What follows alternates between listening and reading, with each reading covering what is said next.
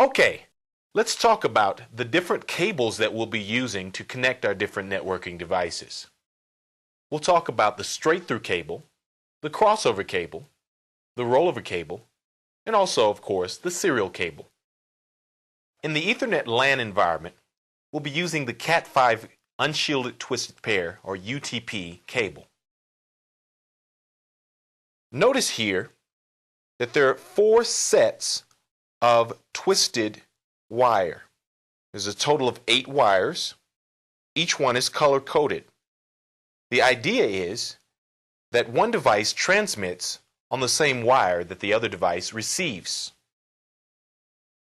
So depending on which devices we're connecting, we'll use different implementations of the transmit and receive wires. Networking devices use pins 1, 2, 3, and 6 to transmit and receive. In a straight-through implementation, there's a 1 to 1, 2 to 2, 3 to 3, and 6 to 6 implementation. This implementation determines how the connector will be attached to either end of the Cat5 cable. The crossover cable is used to connect like devices. The crossover implementation is 1 to 3 and 2 to 6. Also, of course, 3 to 1 and 6 to 2.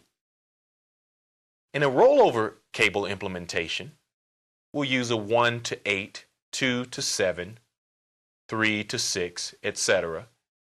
implementation. Let's take a look at when to use each one of these 3 implementations that we've discussed. When connecting a PC or a server directly to a switch, we use a straight-through cable. When connecting a switch to another switch, we use a crossover cable. When connecting a switch to a router, we'll use a straight-through cable. And when connecting a switch to a hub, we'll also use a crossover cable. When connecting a router to a hub, we'll use a straight-through cable as well. Now, what decides what type of cable we use in each one of these situations? When connecting 2 devices, it's important to note the labeling on the port. An X on the port indicates that there's crossing that's already been done inside the port. This is for the purpose of making it possible for one pin to transmit on the pin that the other device would receive. If one of the devices that you're connecting has the X designation and the other device does not have the X designation, this indicates that the crossing has already been done on one device. In that situation, you'll use a straight-through cable. If both devices have the X designation, that means that you've got crossing being done on both devices. Or if neither device has the X designation, that means there's no crossing being done. In both of those cases, you would use a crossover cable. Once again, let's summarize. Between the PC and the switch, notice the switch has an X designation, meaning the crossing has already been done on the switch. So we use a straight-through cable.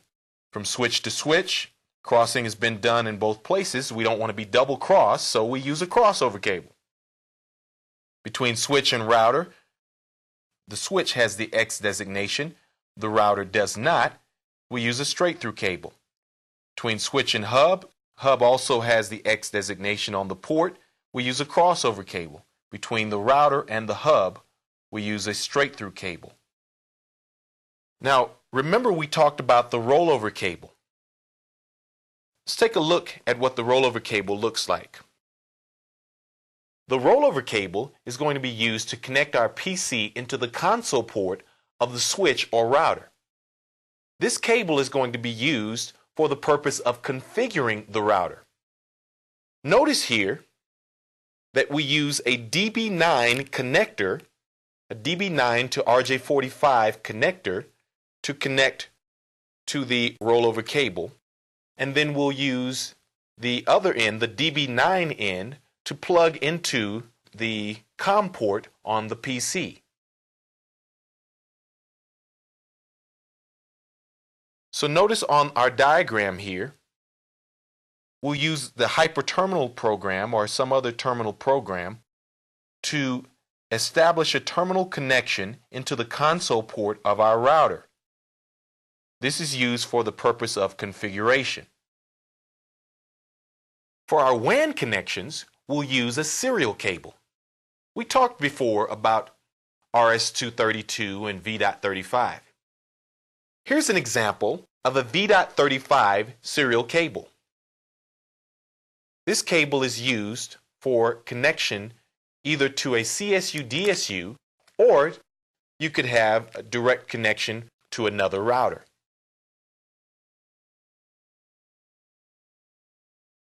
Notice here's